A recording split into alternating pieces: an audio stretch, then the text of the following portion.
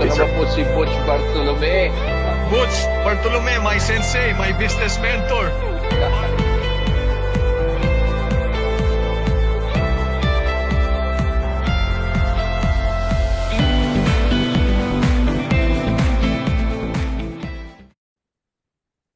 Hey, good morning, good afternoon.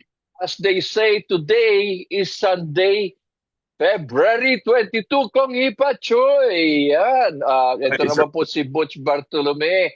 At meron tayong isang kaibigan. Nako, ang dami niyang experience. Alam niyo ba ang experience niya? Nako, ewan, mahirap na nga i-preempt. So ngayon, let me introduce to you Mr. Darren Go, Mr. Hello. Darren, Kong Hipa Hi. Choy. Hi, Sir Butch. Kong Hei Pachoy. First Sunday Yes. of Year of the Horse. Year of the Horse, di ba? Year of the Horse. Ano ba ang Year of the Horse? More or less. Hindi ko alam, mukhang kailangan natin tumakbo mabilis to grab So, opportunities faster.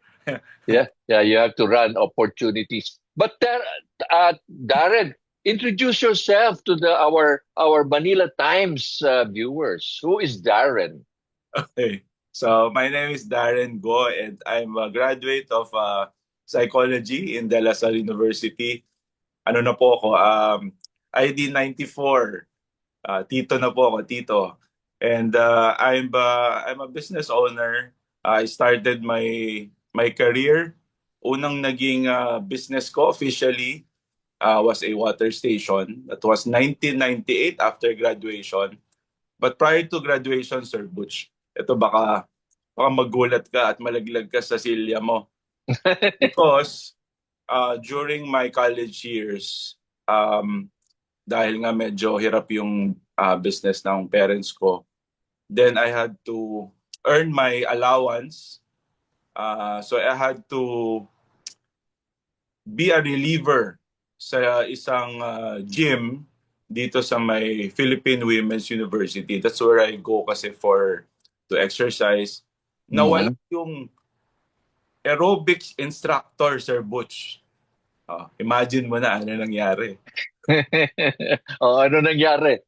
So, naging reliever ako doon and sinabi lang sa akin nung wellness director doon na pwede ka ba dahil alas 7 hindi makakarating si Mang Leo. Sabi niya, Mang Leo is sick.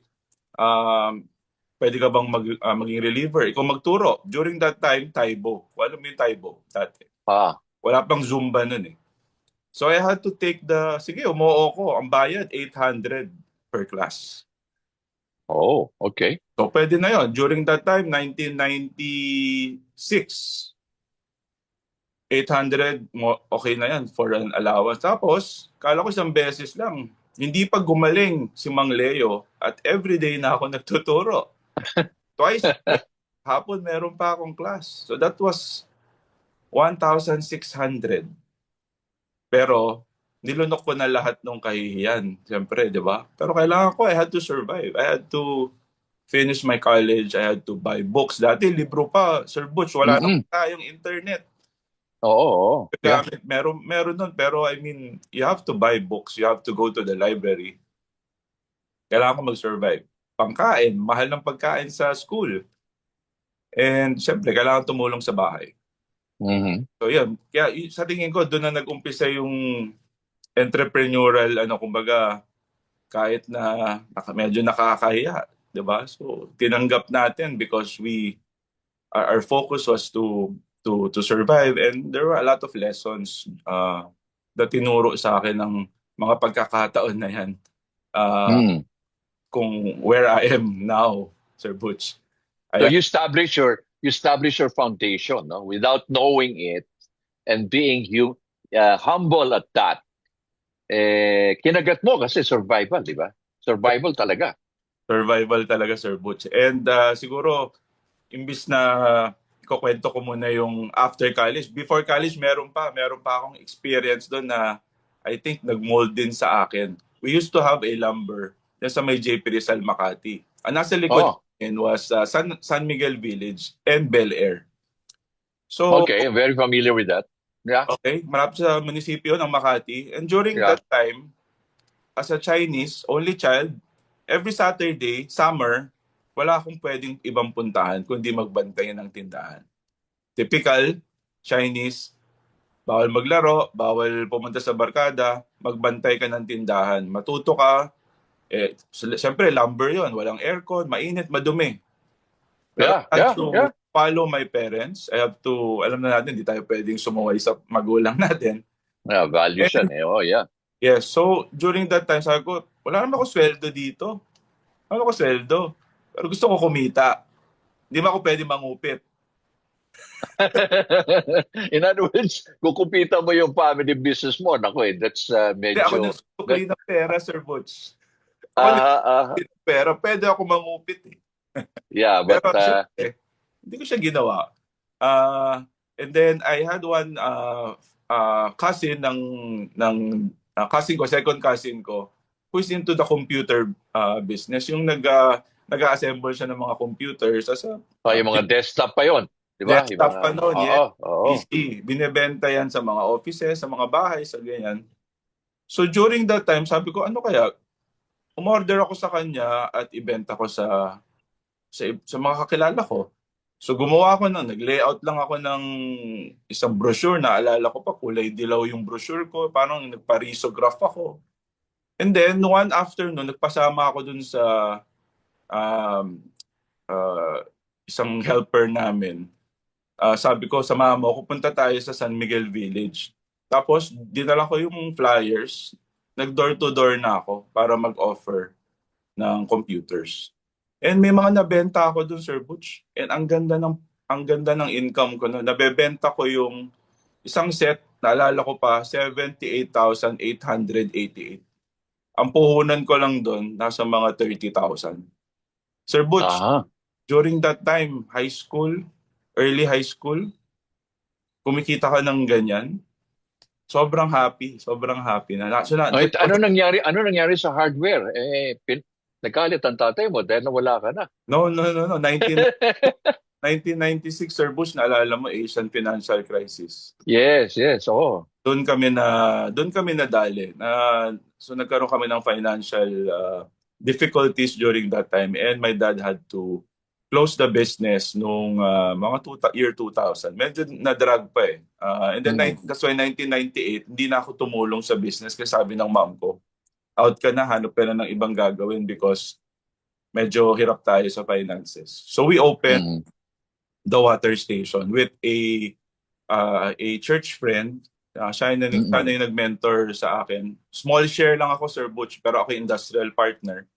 I'm thankful na rin sa Lord na pinagkatiwala din niya sa akin yung business. And first time ko talaga nag-business officially. And water station, during that time, lagi nawawalan ng tubig. Nag-open kami sa Makati sa may Vito Cruz Extension. Kung alam mo yun, San Antonio Village. Yeah. Doon, nag-open kami doon. 100 pesos pa per 5 gallon, Sir Butch, ang refill. Oo, mura pa yun. Oh, yeah. Mahal pa doon. Ang mahal ng ang presyo noon, 100. So, ano yun? 21 stage. Alam mo kasi ng mga water yes, station, dami nilang sinasabi. Ito yung Sir Butch, halos lahat kasi reverse osmosis. Yun yung sinasabi mo, 21 stage, 28 stage. Meron kaming mineral sa tubig. Alkaline yung tubig namin. Yung alkaline. Yes, yes. Wala pa ang alkaline lang noon na mabibili mo, napakamahal. Nas mga 250 pesos siguro ang alkaline doon or ano. So lahat ng distilled, lahat ng reverse osmosis, lahat yan zero mineral, acidic sa katawan. So inaral namin yung business and yun yung naging bala namin para makapagbenta kami sa mga corporate accounts. So, deliver every week, 5 bottles, 10 bottles, nagpapayaram kami ng dispenser.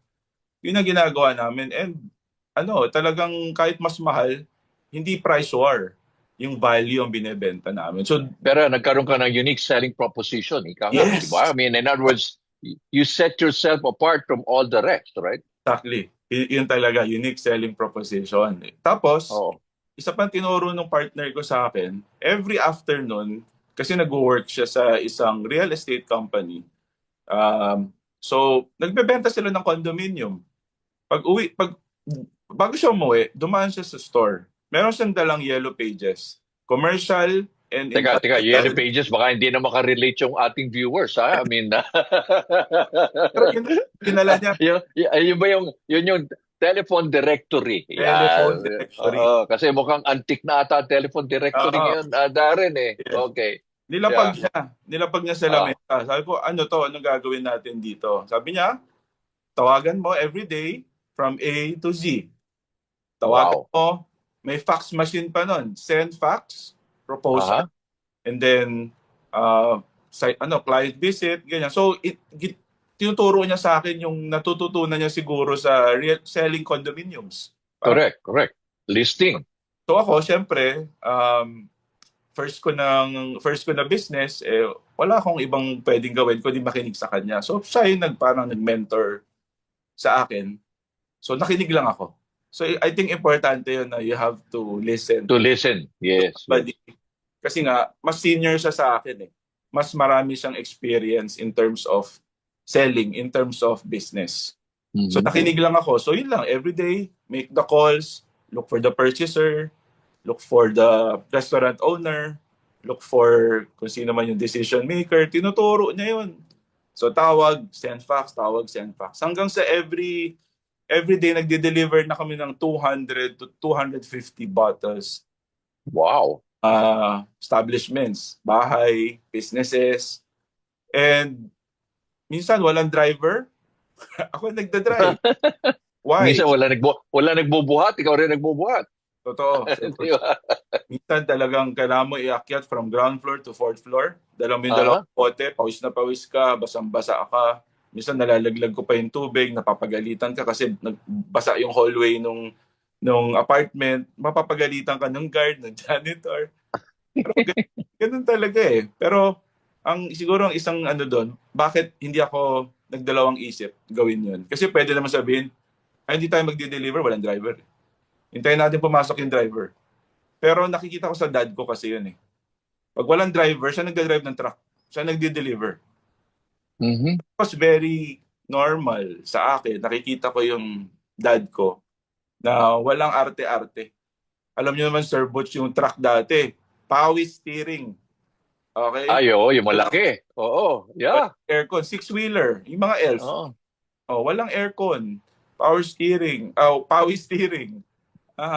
Mainit, mahirap, 'di ba?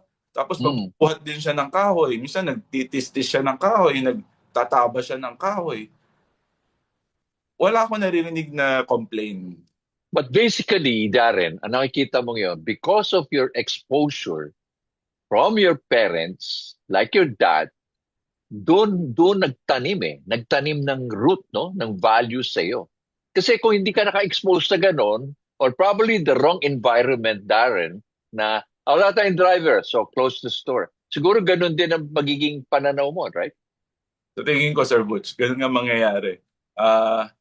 Ano na lang siguro talagang minsan talagang yung mga previous experiences, past experiences, kahit minsan masalimuot or medyo sad. Pero bit-bit mo pala yun eh. Bit-bit mo yun para sa mga susunod future endeavors, ma-apply mo yung mga principles na yun. Yung foundation, yung na-build na foundation, mahirap tanggal Oo. sa sistema natin. So, Mm-mm.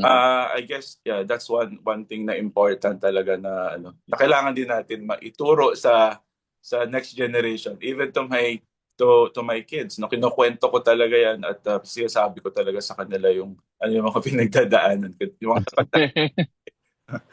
Oo nga, pero alam mo, maganda ngayon kasi the children or the generation nowadays can view, for example, the video, whatever you did. Pero nung araw, siguro, I don't know if you have pictures or it's always a matter of verbal, no? Storytelling, right? And also how you saw firsthand, di ba? Yung tatay mo, di ba? Yung gano'n. From selling computers door to door to building his first real business, paano nga ba nagsimula ang entrepreneurial journey ni Darren? Alamin natin sa pagpapatuloy. Ayan. Ito Thank you, sir. naman po si Butch Bartolome. Butch Bartolome, my sensei, my business mentor.